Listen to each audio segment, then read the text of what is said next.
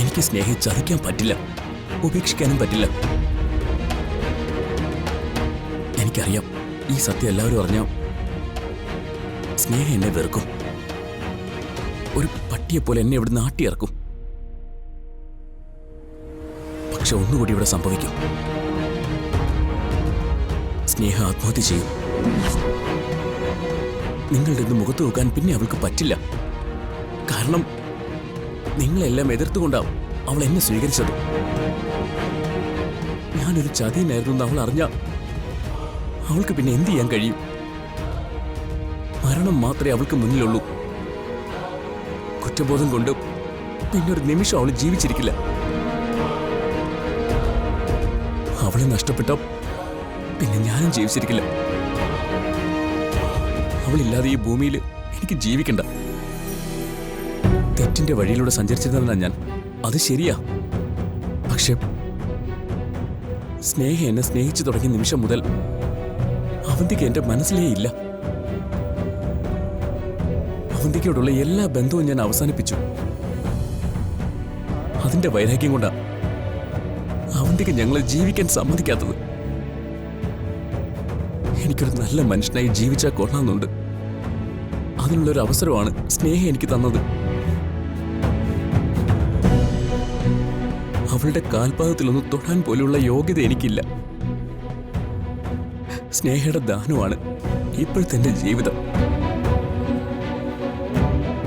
ഒരു കാര്യം ഞാൻ അർച്ചനയ്ക്ക് ഉറപ്പു തരാം, ഇനി ഒരിക്കലും ഒരിക്കലും ഒരു വാക്കുകൊണ്ട് പോലും സ്നേഹം ഞാൻ ചതിക്കില്ല. നിന്നെ ഇനി ഞാൻ എങ്ങനെ വിശ്വസിക്കും? ഒരാളുടെ മേലുള്ള വിശ്വാസം ഒരിക്കൽ നഷ്ടപ്പെട്ടു പോയാ പിന്നെ അത് തിരിച്ചു കിട്ടാൻ പ്രയാസമാ. വിശ്വാസവഞ്ചന മരണത്തിന് തുല്യവാ. സ്നേഹയോട് നീ കാണിച്ചത് ആ വിശ്വാസവഞ്ചനയാ. ഇനിയും അത് തുടരാൻ ഞാൻ സമ്മതിക്കില്ല. അർച്ചന പറയുന്നത് എന്ത് ഞാൻ ചെയ്യാം? ദയവായിട്ട് എന്നെ വിശ്വസിക്കണം. സ്നേഹയ്ക്ക് വേണ്ടി മരിക്കാനും ഇപ്പൊ ഞാൻ തയ്യാറാ. ശരി, നിനക്കൊരവസരം കൂടി ഞാൻ തരാം. പക്ഷെ നീ എനിക്ക് സത്യം ചെയ്തു തരണം. അവന്തികയും നീയും തമ്മിൽ ജീവിതത്തിൽ ഒരിക്കലും ഇനി ഒരു ബന്ധവും ഉണ്ടാവില്ലെന്ന്. ചെയ്യാം ചെയ്യാം, ഞാൻ സത്യം ചെയ്യാം.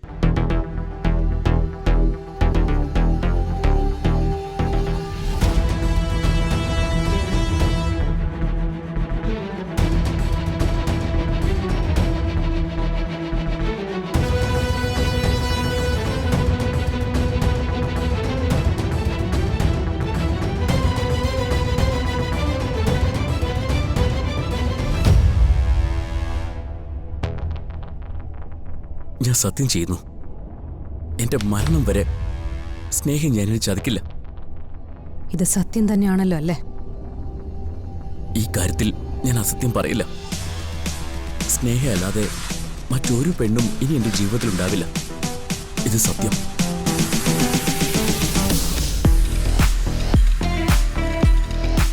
തൽക്കാലം നീ സത്യം ചെയ്തത് ഞാൻ വിശ്വസിക്കുന്നു. അത് മറ്റൊന്നിനും വേണ്ടിയല്ല, സ്നേഹയുടെ ജീവിതം തകർന്നു പോവാതിരിക്കാൻ വേണ്ടിയാ. ഇപ്പൊ നീ ചെയ്ത ഈ സത്യം അത് ജീവിതത്തിൽ തെളിയിച്ചു കാണിക്കേണ്ടത് നിന്റെ ഉത്തരവാദിത്വം. ഇനിയുള്ള എന്റെ ജീവിതം കൊണ്ട് ഞാനത് തെളിയിക്കും.